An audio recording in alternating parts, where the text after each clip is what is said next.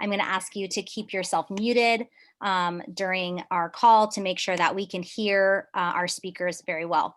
So welcome, everyone. Thank you for joining us. I am the Director of Jewish Life and Culture at the Alpert Jewish Community Center. I want to thank you for taking some time out of your evening to be here with us. And I want to give a very special thanks to our guests of honor this evening from the Jewish War Vets. Thank them so much for sharing their evening with us and sharing their stories with us this evening. We are really fortunate to have Lieutenant Sam Sachs with us this evening, Rabbi Elie Estrin, who is the chaplain for the Air Force Reserve, and Command Sergeant Major Samuel Uden joining us this evening. We're really lucky that they were able to be here with us. I'm going to turn over the evening to Sam, who has been the force behind creating this program this evening for us, and also the creation of a very new and exciting virtual Jewish War Veterans exhibit that he'll share a little bit about as well. We are going to have time for Q&A. So what I'm going to ask you to do is when you have questions to please use our the chat feature and write your questions in the chat box. And when we get to that portion of the evening, we will be able to get to everyone's questions in an orderly fashion. And I just one more reminder to please keep yourself muted during the talk so that there's no feedback. And without further ado, I'm going to turn the program over to Command Sergeant Major Samuel Uden. Thank you guys very much. All right, thank you, Dana. I wanted to thank Dana and the Alpert JCC for this opportunity. We've done this a few times at the Irvine JCC, and unfortunately this year, because of COVID, we have to do this virtually. But we generally have a traditional ceremony where we have an honor guard that comes in and we post the colors, and then we have some speeches, and then we have a exhibit called the Jewish American Medal of Honor recipient exhibit. And there's been 17 Jewish Americans that have received the Medal of Honor, and we have artifacts for those exhibits, and we generally have that displayed. For tonight, we were hoping to make that virtual so that you could go to our website and look at the exhibit. We are about a week or two away, I believe, from that happening. So we'll post some updates through the JCC on their Facebook page. And also you can follow the website, jewishmilitary.com. So in addition to being a member of the community from Long Beach and Huntington Beach, and in addition to serving in the U.S. Army still, I'm the president of the Jewish American Military Historical Society. And being a veteran, I knew a lot about Israel and Israel's... Can you come in here a minute, please? Yes, sir. No, I can't hear him what he's saying. Can I intercede and let him know that? Okay, go ahead, Sam. Talk. I want to hear your voice. I can't. So I can't hear you, Sam. Sam, we can hear you. Can you hear me now? But I can't hear what you're. If you want to ask me a question, I won't understand what you're asking. Can you hear me now or no? Yeah. Just put very close your mouth. Yeah, there you go. Can you hear me now, Go ahead, Sam? sir. Say it. Sam, can you hear me now? Much better. Much better now. Much better. Put it close to your mouth. So. Yeah. Okay, Sam. That's good. That's good. We can hear you. Okay. All right, But Sam. very close to your mouth. There you go. Okay, Go Sam. ahead. Sam, I'm gonna introduce you in about 10 minutes, and then I'll ask you some questions in 10 minutes. Sam. Yes. Correction. I was introduced as lieutenant. You are a lieutenant. I worked too hard. Lieutenant Colonel. Correct. So make that correction. I'm terribly sorry that I made that mistake. Thank you for correcting me. I appreciate it. So with me tonight, I'll start with the introductions. I'm very pleased to have two of my really good friends on the call with us tonight. We have Lieutenant Colonel retired Sam Sachs, who was a company commander during World War II in the 325th Glider Infantry Regiment. And he made 2 combat glider landings on D-Day and also in Operation Market Garden. And we also have Rabbi Elie Estrin, who is a chaplain in the Air Force. He is also part of the Aleph Institute, which is a governing body for religious Jewish chaplains. So first, I'm going to go a little bit into Jewish history for about 5 minutes, and then I will pass over the microphone to Rabbi Estrin. And then I will introduce Sam Sachs again, and we will have a discussion with Sam. Interfering with what he's talking here. Oh, so I'm we sorry. just close I'm sorry. the door Okay. or something.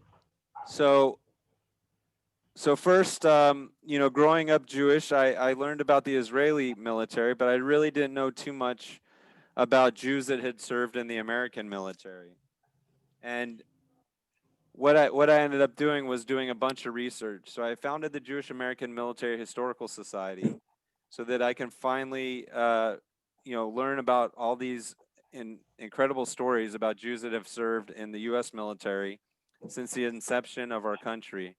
So even before our country, in colonial times, there was Jews that served with distinction, and all through the history until present day, there's actually been more Jews that have served in proportion to our population than any other ethnicity or religion throughout history. Now, in World War I, it's interesting to note because usually Jews aren't known for their machismo or being fighters in the military. But it's interesting to note that in World War I, the infantry made up 26% of the military, and of Jewish veterans in World War I, we made up 49% were in the infantry. So almost twice as many Jews fought in the infantry in World War I than Gentiles or any other ethnicity. So when I was trying to look and research Jewish history, it was hard to find anything about Jewish history. There's a few articles here or there or some books. But when I started the Historical Society, I've been doing a lot more research and finding contemporary books from 100, 130 years ago to find just intriguing history. Some of the history includes that there was Jews that fought in the Spanish-American War and were in Colonel Roosevelt, President Teddy Roosevelt's Rough Riders. I've also looked at Civil War muster rolls and cross-referenced those with the American history book from 1920. Hey, close it all the way. So I've been able to do a lot of research, and we're putting that together through the Jewish American Military Historical Society. We also have a few other projects that we're working on. We have a lot of partners, the California Military Department Museum. We have the Virtual Historical Preservation Society, and we have Sightlines, which is a production company that makes displays for museums and puts on events for things like the Super Bowl. And they've been helping us do an illustration book for Tibor Rubin, who Rosie is a member of the JCC, and the family has been in Garden Grove for years. And we hope to have that out in the next month or two as well. So we'll have that update on jewishmilitary.com and through the JCC. We're also working on a physical display of Tibor Rubin as well, along with that. I mentioned the research and the writing that we're doing, and all of our articles are on jewishmilitary.com. And we will have an app, and on jewishmilitary.com, we will have the virtual display hopefully in the next few weeks. So I just wanted to go over a few of the historical things that I've been researching, and that just to make the point that Jews have served from the beginning of our country until now, and there's just amazing stories about Jews in every single war and every single conflict. There's some that are very famous, like Chaim Solomon, who funded the American Revolution, but there's less known amazing stories about a Jew named Lieutenant Morris Morrison, who was actually the first African-American lieutenant or officer in the Confederate Army.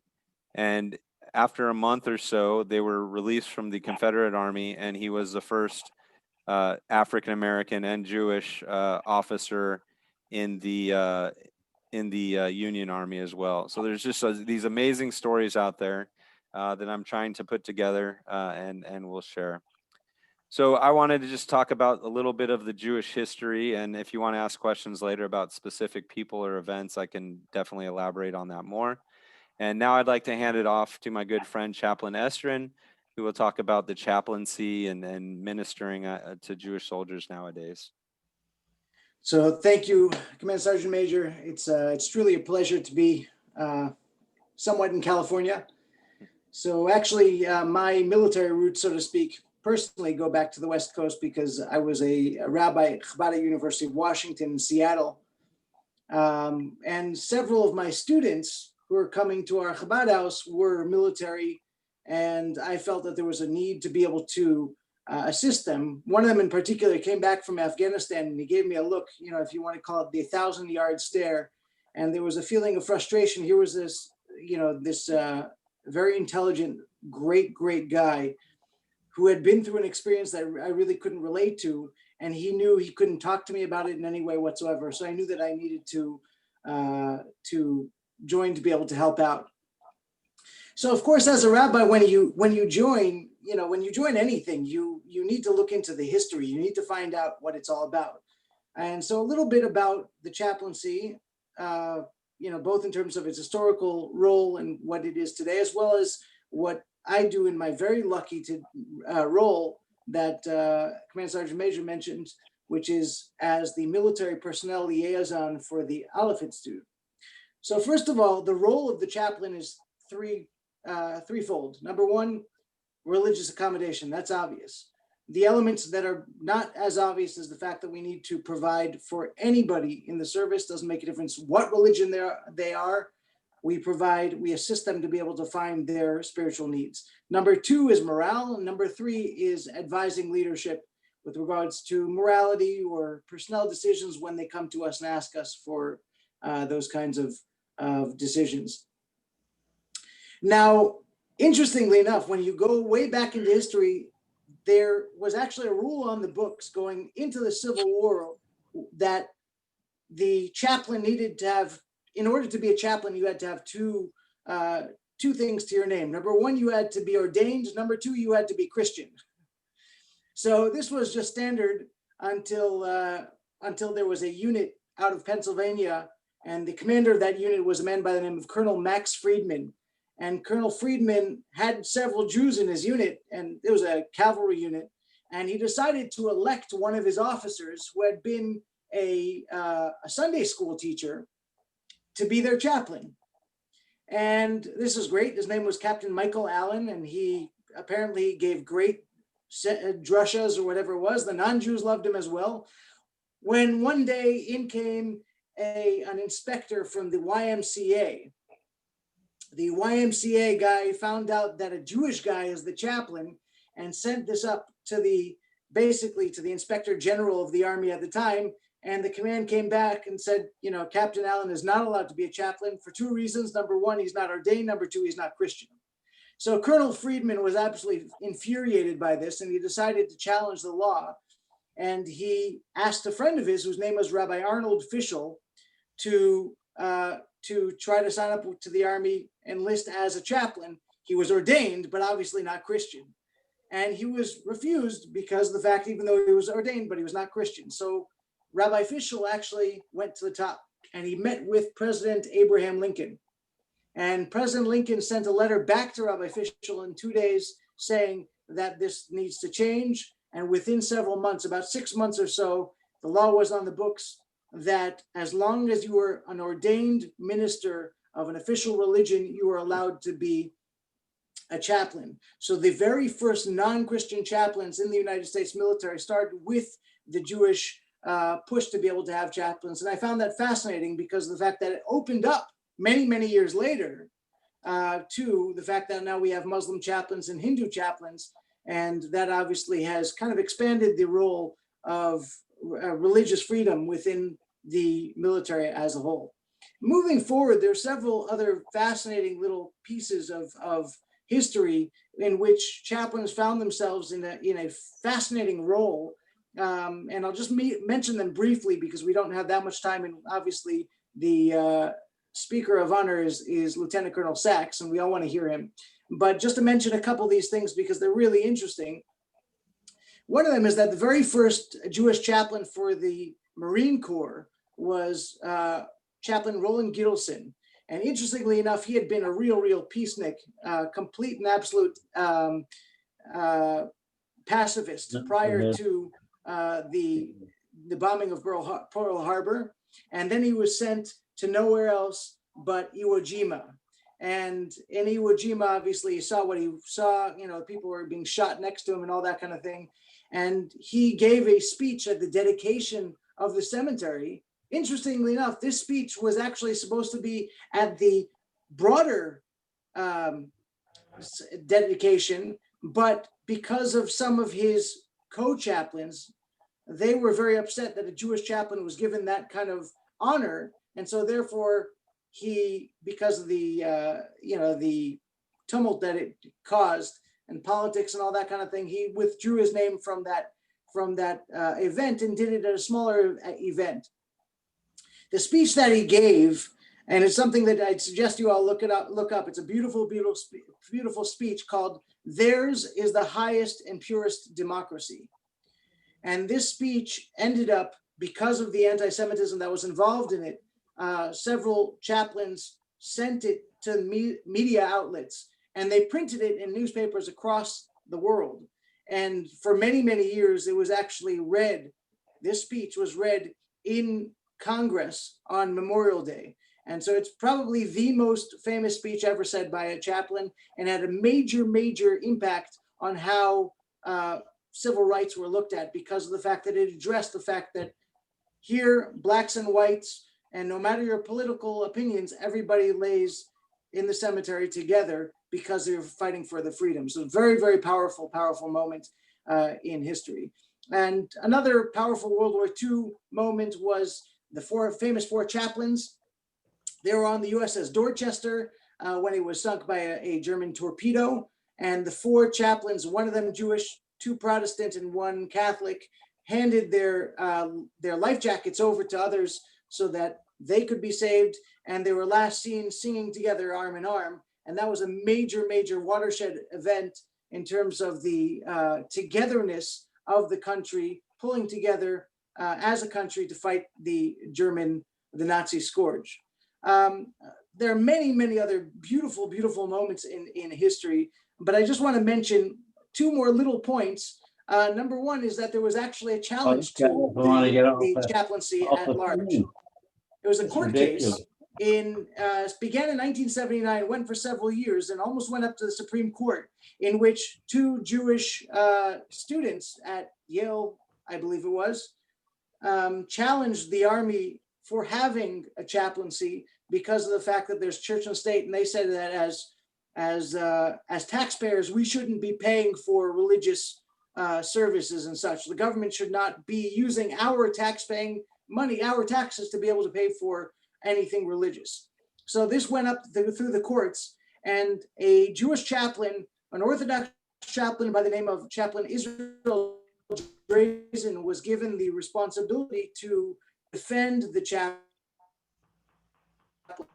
chaplaincy, and his defense saved the chaplaincy, and he was actually given a 1-star. He was promoted to general as a result of that. And one beautiful, powerful event of the chaplaincy was at the bombing of Beirut in 1983. 250 Marines were killed. There was a Jewish chaplain there working side by side with a Catholic chaplain. The Jewish chaplain's name was Chaplain Arnold Resnikoff, and at some point his yarmulke, he used it to either to stop bleeding or to wipe somebody's face or something like that, but he lost his yarmulke. The Catholic priest saw that he lost his yarmulke and took his scissors and cut a circle out of his own uniform in order that Chaplain Resnikoff should be able to have a yarmulke. Chaplain Resnikoff sent this story to President Reagan. President Reagan was very touched by this, in particular because he had just met several rabbis and he was teasing them about the yarmulke, and they told him about the significance of the yarmulke. And then he received this letter and he read this, and you can go online and watch Reagan tell this speech, this powerful experience of Resnikoff wearing Chaplain Pucciarelli's uniform as his yarmulke in front of 3,000 Baptist ministers. And that had a major impact later, which ended up causing what's called the yarmulke law, in which in the United States military, we are allowed to wear yarmulkes in uniform.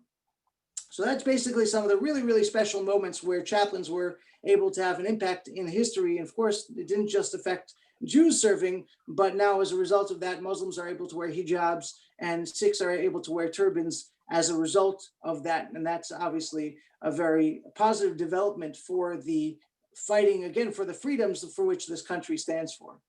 And the final thing is, my responsibility as a chaplain personally is at Maxwell Air Force Base in Alabama.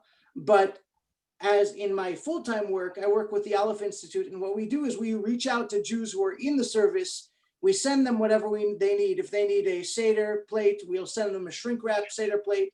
If they need a lulav and etrog, we'll send them that. So we have books that we print specifically for them, Sidurim, Chumashim, and all that. And it's a very powerful experience because as an individual chaplain, you're only supposed to really interact with your unit or your base.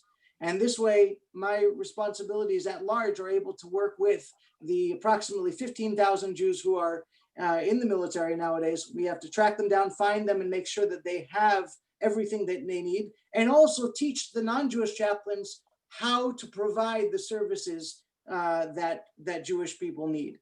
And that's a really, really powerful and a beautiful responsibility. Command Sergeant Major and I work together on a magazine called The Jewish American Warrior, and we actually produce it. You can find it online, do a search for it, and you can see all of our back issues. And in each issue, it has a little bit of the story about Jewish American war heroes and their experiences and what they did. And because we think that it's, again, as part of the Jewish experience, it's just as important to know who you are as it is to know where you came from. And that, I think, is the power of hearing of a hero like Lieutenant Colonel Sachs, who truly, truly, truly fought the evil of the Nazis. And for people like him, and for many of you who actually fought in many different areas or served in different areas or supported those who served, I just want to thank you, and thank you for your time. Thank you, Chaplain Estrin. And as Chaplain Estrin said, the next speaker is our very esteemed guest, Lieutenant Colonel retired Sam Sachs. As I mentioned, he was a commander in the Glider Infantry during World War II. And, World War I was 100 years ago, and Sam Sachs was born during World War I. So it's really amazing to be able to speak with my good friend, Sam Sachs, today. Sam, can you hear me? Yes, I can hear you fine, Sam. All right, it's great to have you here, Sam. And I just wanted to talk to you and let you say hello to everyone real quick, if you would like. And to whom am I speaking right now? So Sam, you're speaking to about 30 or so people that are on the JCC Veterans Day program, and they're here and interested in hearing your story. Yes, and you are? I'm Sam. I'm your friend Sam. Sam, can you hear me? Well, I really don't. Oh, you put a cap on and the angle, I really didn't recognize. Sorry to be asking you. That's okay. You see me now? You don't look like the Sam that was on 5 minutes ago, 3 minutes ago. Well, it's because I'm a lot wiser. All right, Sorry Sam. about that. Well, ahead. you want to say hi to everyone? I'll say hi. I'll say hi. Okay, go ahead with your question, Sam. Okay, Sam. Why don't you start off by telling us about how it was to grow up in North Dakota, Jewish in the 1920s? How to grow up in North Dakota Jewish in the 1920s. Well, I can start off by saying it certainly was different then than what we're going through now. And I'll say that. And I'm wondering if the country was not a different and a better place to live in at that time than all that's going on now. Well, how can I condense in 4 or 5 minutes what the experiences I had as a child and growing up to become a university student at the University of North Dakota. Life was very much more simpler then. We didn't have all the luxuries, the electronics, the technology, and everything that's going on today that surrounds us. And certainly we didn't have I wouldn't be talking to you through a tablet as I am now, and you're in a distant location. It's I can't begin to tell you the difference in lifestyle and food and attitudes, but and there was a bit of anti-Semitism. I never forgot my roots, and that's okay. That's fine. I think it made a better person out of me. It made me try harder because I'm going to show you I'm as good and maybe better than you are. And that forced me to work at not at 100%, but I always gave 110%. And that was the basic being that caused me to do what I did during life. And I'm fortunate in that regard. I really am. Go ahead. Next question. So Sam, you've told me before that you remember going to synagogue in North Dakota. Yes, I did. It was a very Orthodox synagogue, and I remember the rabbi was a man maybe in his 40s, and he impressed me with the robe that he wore and the jewel. Well, it wasn't jewels, but it looked to a child it looked like jewelry. And he was really it gave you quite a different impression of religion. People dressed up as they went to the synagogue, and the men were downstairs with the boys, and the girls and the mothers were upstairs. It was a 2-gallery thing, and but no one seemed to mind the difference, and it was very quiet. Everything was very orderly, and it gave you a love of religion. And as a matter of fact, after my regular schooling, which probably ended around 3 o'clock, I then went to Cheder to a Jewish school, and I learned Hebrew. I was bar mitzvahed, and yet I had all the knowledge that one could have as a young child in the Hebraic religion, but I never really became a really religious person in adult life. I accepted other religions as well, and you got the feeling in those days about religion, whether it was Hebrew or Christianity, that their religion was the only religion. That was the religion that had the pathway to God, let's say. And as I grew older, I saw that no, I couldn't buy it. I just couldn't buy it. We were all people born in different households, ate different foods, but we are the kind of people we are, and that's the kind of life I lived. And I respected others for who they were.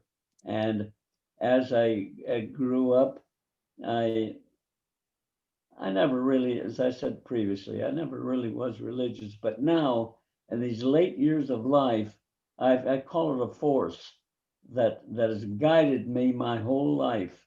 And this is the basis of religion, I think, is the inner force that we have that shows us the one way to go, the right way and the wrong way. And I have been most fortunate to reach the age of 105.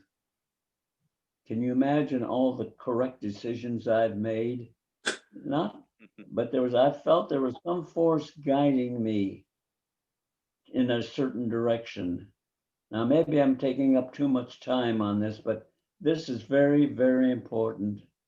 And that force and this guidance showed me the right way And I always seem to have picked the right way. And I don't believe it was just luck or accident. I just feel even right now, as I'm sitting here talking to you folks, that there's a force guiding me to do to what I've done.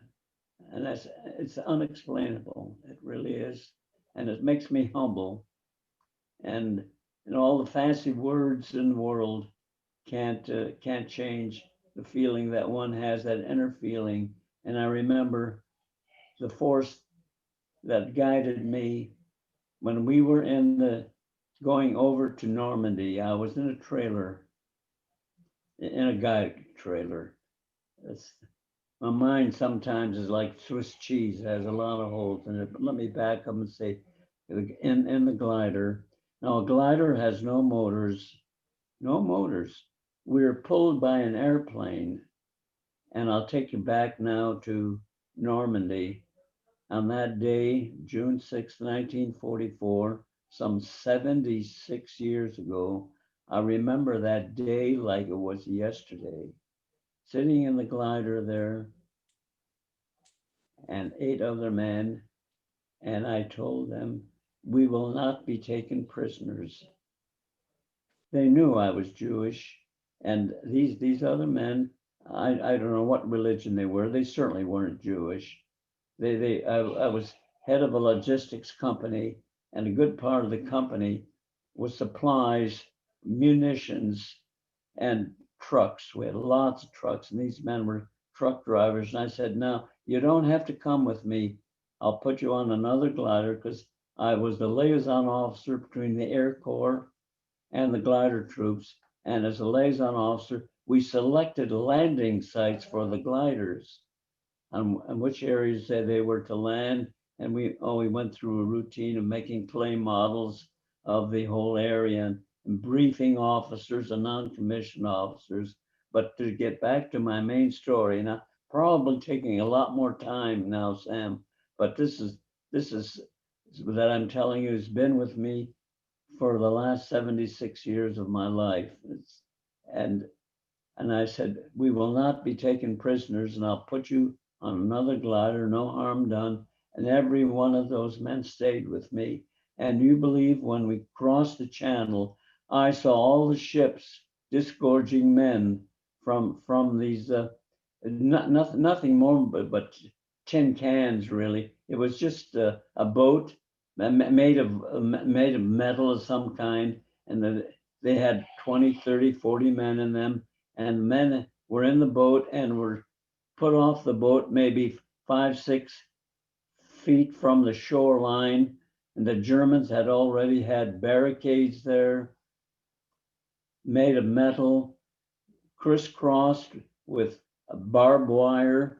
And so the men had to get off of the ships in 5, 6, 7 feet of water. Many of them drowned right before firing one shot at the Germans, because they were loaded for 2 days. They had to have 2 days of supplies of food and a roll thing made of some kind of foam rubber to sleep on at night.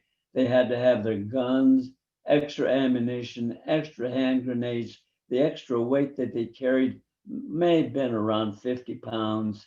And so getting off into 5, 6, 7 feet of water, they drowned immediately. And of course, they had the barrier, and the reason they had to get off was because the Germans had lined 5 or 6 miles of the shoreline with these crisscross iron barricades connected by the barbed wire.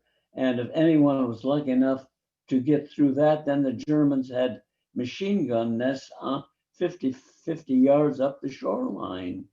So you had to get through that. And if that wasn't enough, then at that particular point at Omaha Beach, where the troops landed, I came in on Utah Beach, where the airborne troops came in.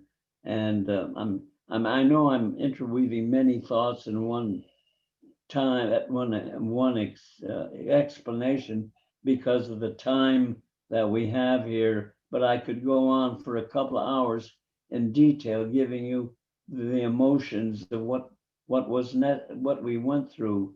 These beaches further up were vertical, 150 feet up in the air. Now, they weren't attacked during the daytime, but the Rangers, to me, they were the bravest men in the world. Went up these beaches, vertical beaches, 150 feet high, and they came in at dawn. But the Germans knew we were there, and they had spikes in their boots, like a spike people have when they climb mountains. And they had to go, imagine, vertically. And at the top of the hill, the Germans had bunkers 3 to 4 feet thick in cement. Now, prior to the invasion, the Air Force tried to knock these things out, but they just couldn't, because there was so much cement. And of course, they were facing the ocean. So imagine getting out of a boat, facing the barricades right at the shoreline, 50 yards up the shore, attacking, if you wanted to get inland, were German nests, and then this cliff 150 feet high, atop of which were these bunkers, and you had to get through all of that in order to top the bunker. Now, what do they do when they get the bunker? Well, they get to the side of the bunker and have a hand grenade and slip it into the slit, the eye slits, and the eye slits are always facing the beach, the water. And so if they get in and they do the eye, the hand grenade explodes inside, hopefully you can dismantle that particular bunker. Now, if you ever have the inclination, the time, and the money, take a trip to the Normandy beach. I did the trip when it was the 50th anniversary in 1994, and the waters, I looked at the ocean, it was like Laguna beaches today. And I thought, what a difference 50 years makes. I remember what was going on there. Anyway, to get back to my story, Sam, I know you wanted to ask me questions, but the rabbi did take an awful lot of time. You said 5 or 6 minutes, and it went more than 5 or 6 minutes. So I'm sorry. I don't know how long a time you have, but if the people are interested, I'm going to go ahead with the story because it's in my mind and heart and body. And if I have the opportunity to let people know what others did to give them the freedom they now enjoy, and many do, they respect that. And I get many thanks, many thanks. And I appreciate that. And the fact that I'm still here able to talk about it is a double appreciation. But to get back to what I was telling you, then if you have the time, go ahead and take that trip, and you will understand what I'm talking about and what people went through 75 years ago. But anyway, as we approached the beach for our landing area, I heard all kinds of bullet sounds. 30 caliber bullets have one sound. When you listen to bullets and have been in combat long enough, you have a feel for the different kinds of weapons that are used against you. And these were bullets. 50 caliber machine gun bullets are slugs. And the purpose of the difference between the two is the bullet goes 750 feet a second. The slug goes a little bit slower, but the bullet, if it strikes you in a vital organ, you're dead immediately, like the heart or the lungs or some other organ in the body. You're done for, really.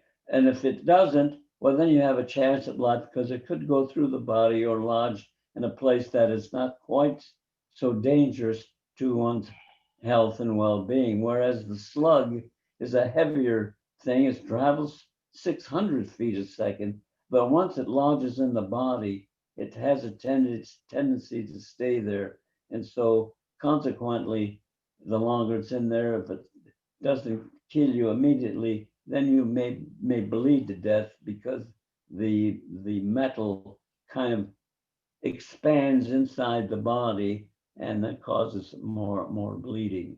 So I'm just giving you, this was fired at us, and I thought as we were landing, now we came in at a height of, I would say, about 700 feet, and you have to get down as quickly as possible, because if you're the longer you're in the air, well, you're more of a target for the enemy. So you have to get down as just as quickly as possible as soon as you are released. And all this firing going on, I said, oh God, how can they not miss? How can they not miss? But miss they did. And when we landed, I checked the glider. We had one bullet hole in the wing, one bullet hole after all this mayhem. And the area we landed in, fortunately, was very quiet. There were no German soldiers there. It was fairly peaceful for a wartime situation.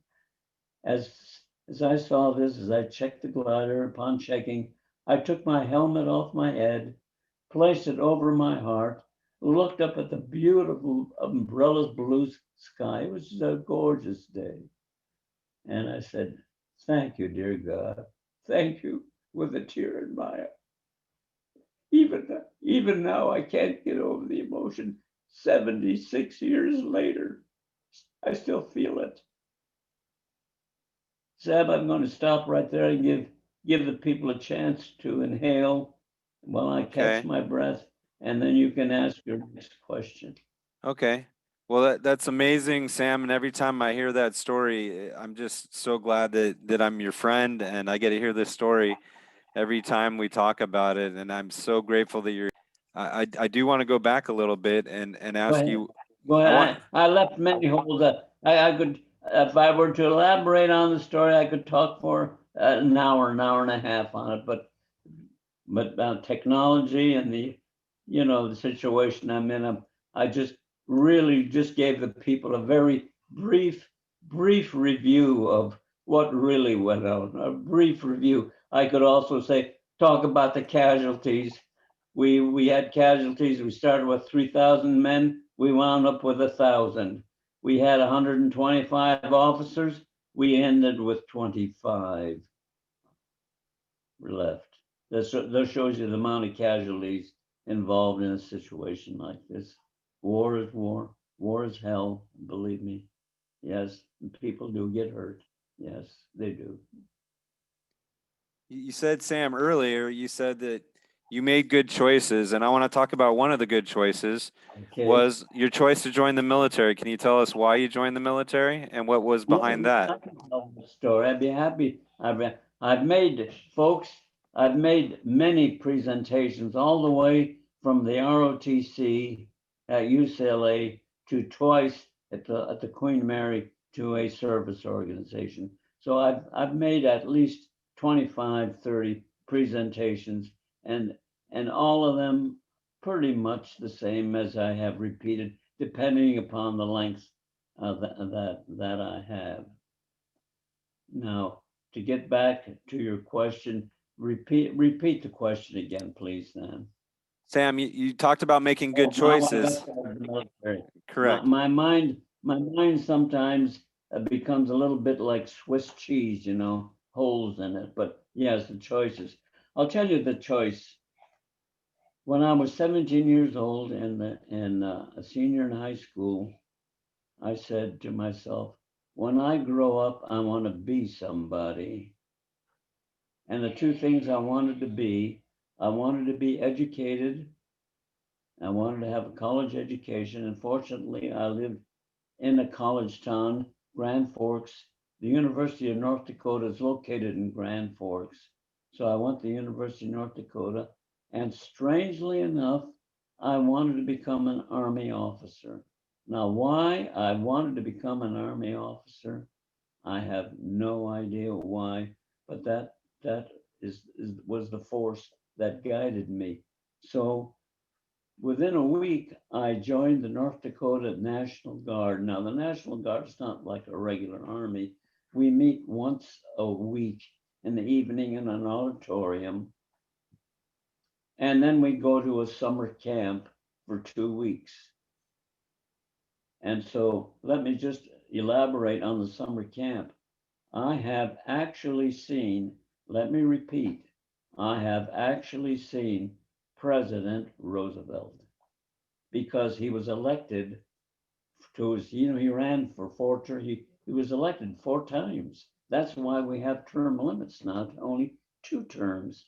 He was elected 4 times, and during the 1933, my first camp, our company was designated as the honor guard, and so I stood on the roadway as his car drove by. So I stood within feet of him as his car passed, and I still remember to every detail of the car. The car was like the old-fashioned cars that the gangsters rode in when they what was it, the biggest gangster of them all. I don't recall his name right now, but anyway, it had a roll top and nothing like what we have now, and it was on the back, roll top all the way to the back, made of a heavy sort of canvas, and he was smoking his cigarette, I would say, with a cigarette holder that was about 18 inches long. He had that infectious smile on his face, and he wore his fedora.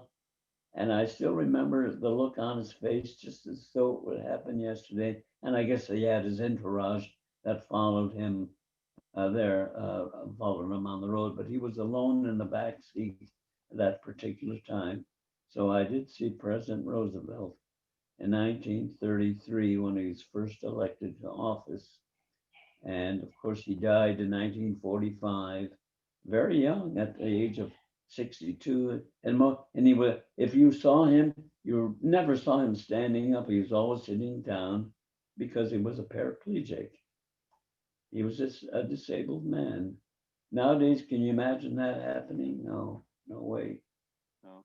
Sam, So that was my training there in the National Guard. Then when I went to the university, I joined the ROTC between my second and third year, and I went for 2 years, third and fourth year, with training at Fort Snelling in Minnesota between my third and fourth years, between being a junior and a senior. I graduated in late May of 1936. One hand, I had my diploma, business degree from the university, and on the other hand, I had my second lieutenant's commission. Now, how did I know to become involved with the military 8 years before World War II?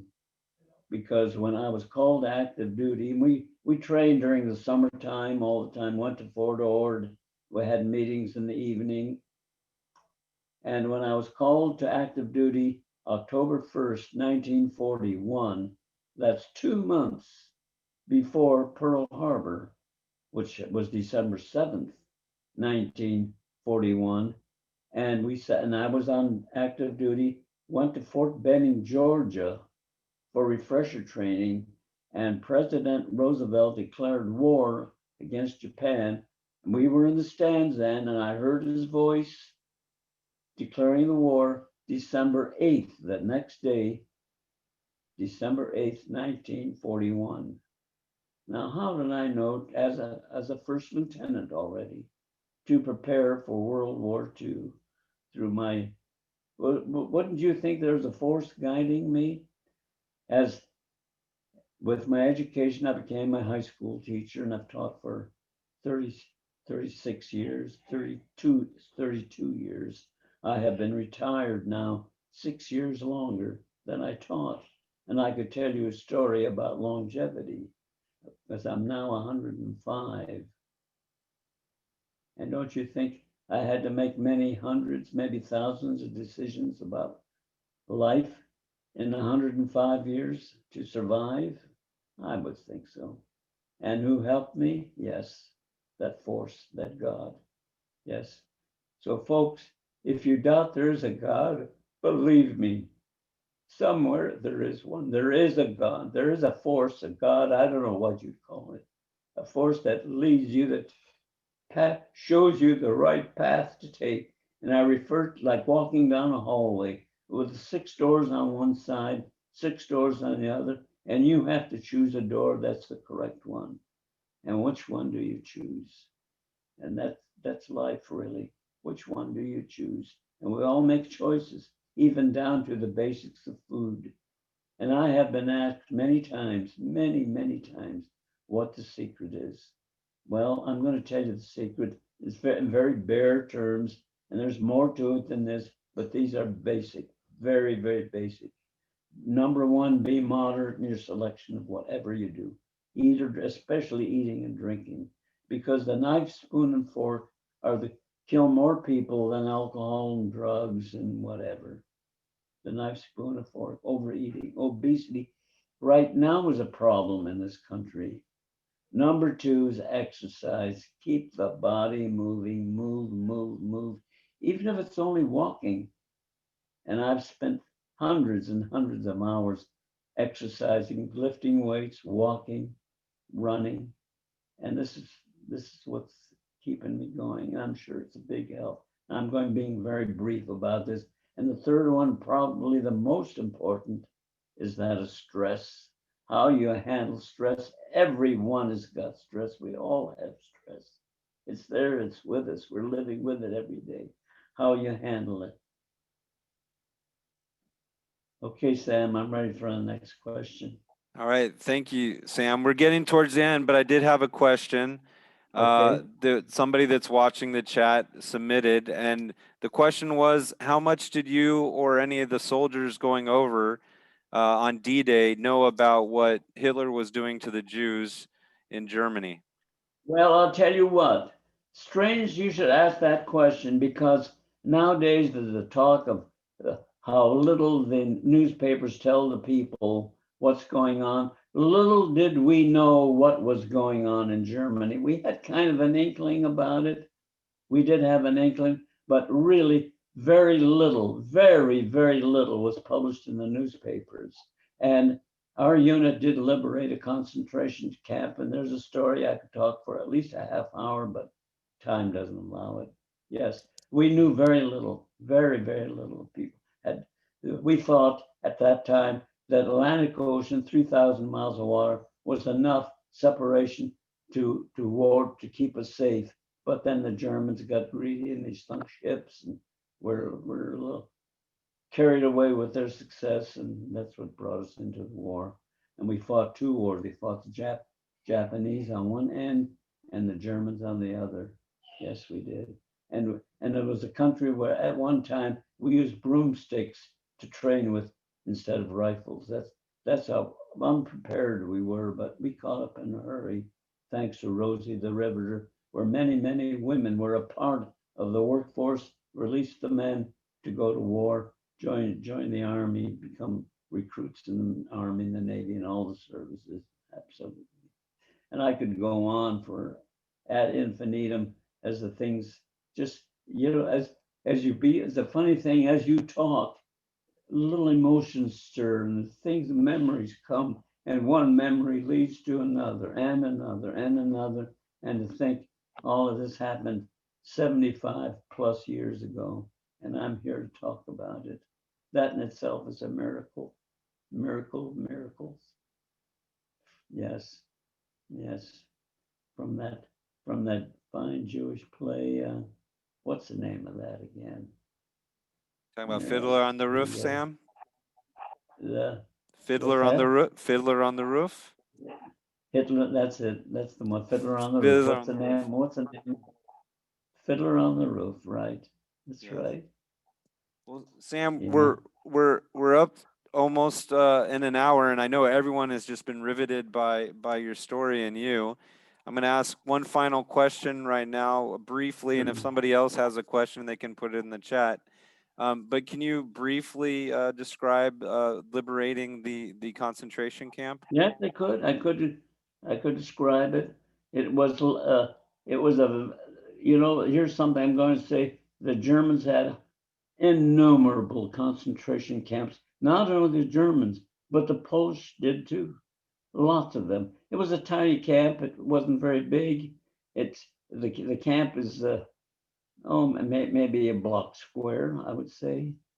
Barbed wire, 12 feet high.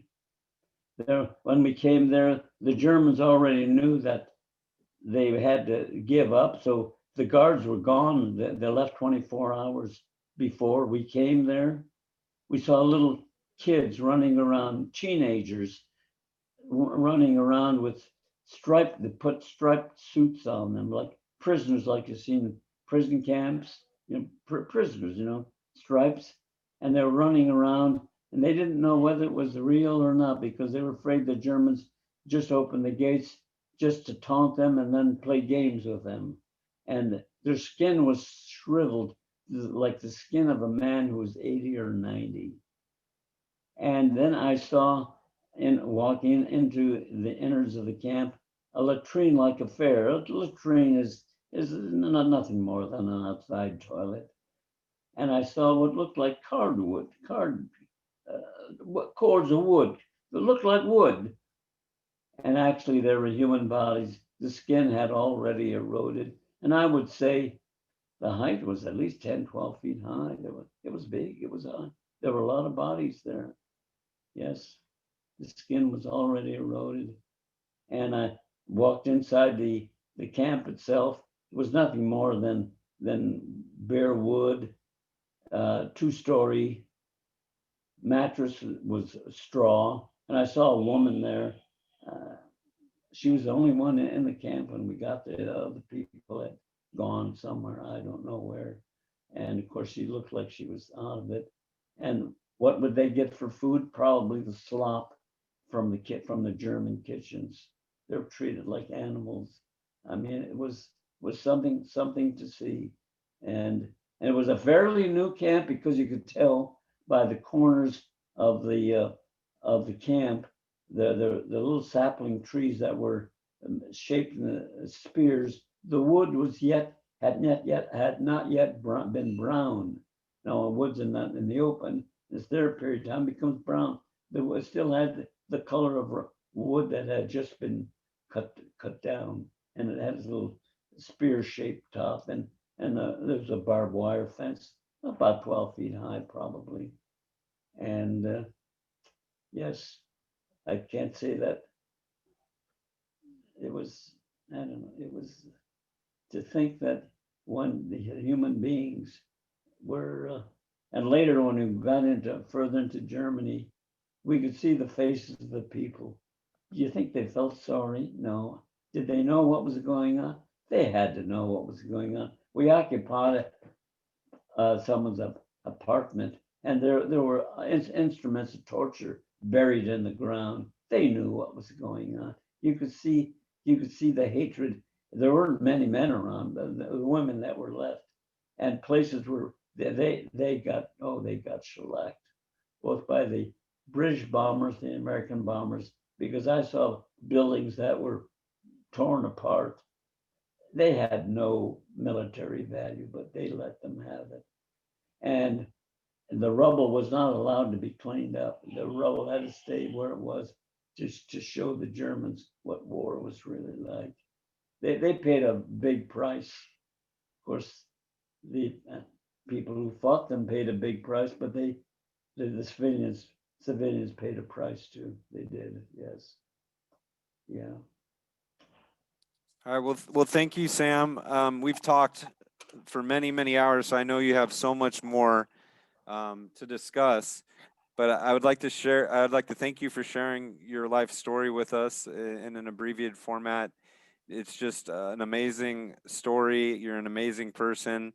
I'm grateful that we know each other and we're friends and we've had so many talks. And I'm grateful that you're able to share that with everyone that was on the call tonight. And well, thank you very much, Sam. Appreciate your friendship, and I know we'll be seeing much more of each other, and I'm hoping that I will be around to talk to you. Yes. Yes, we'll be over. I'll bring Marina over and we'll come visit you soon. Yes, and if any of you folks who are sitting there want to visit, we're not allowed. I'm a board and care place. We're not allowed people in the house, but people can come outside and talk to me. And I'd be glad to talk to you. I have nothing but time on my hands. And so I do offer that invitation to you folks sitting Okay. in the audience there.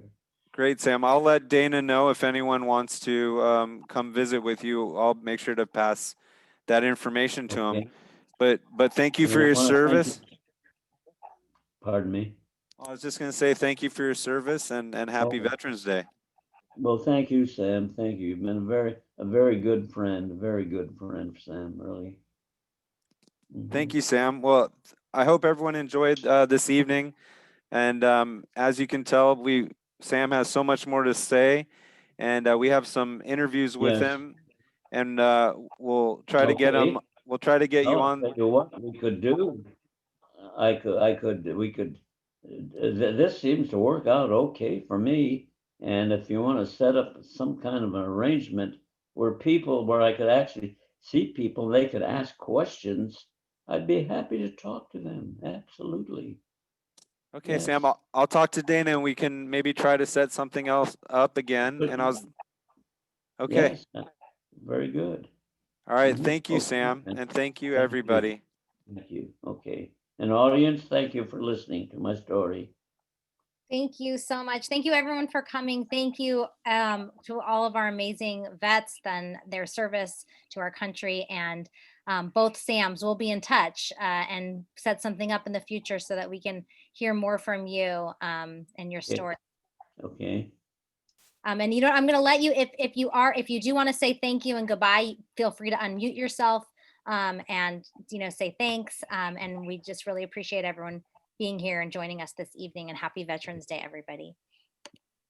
Okay. Thank you. Thank you very much. And I sent a message. I'd really like to duplicate this program for the Orange County Jewish Bar Association and the Orange County Military and Veterans Committee. So please, if you can put us in touch, Dana. Definitely. Yes. Thank you, Lieutenant Colonel. Okay. Thank you. Mhm. Oh, wait, say it loud. Thank you all so much. Thank you, Sam, for getting this all set up for us. And I'm excited that we can do more things in the future together. Very good. Thank you, Sam. Happy to do it. Okay. I want to fine. thank you because my children are learning about World War II in school, and it was so nice and special for them to hear, a true hero from that time. So thank you. Mhm.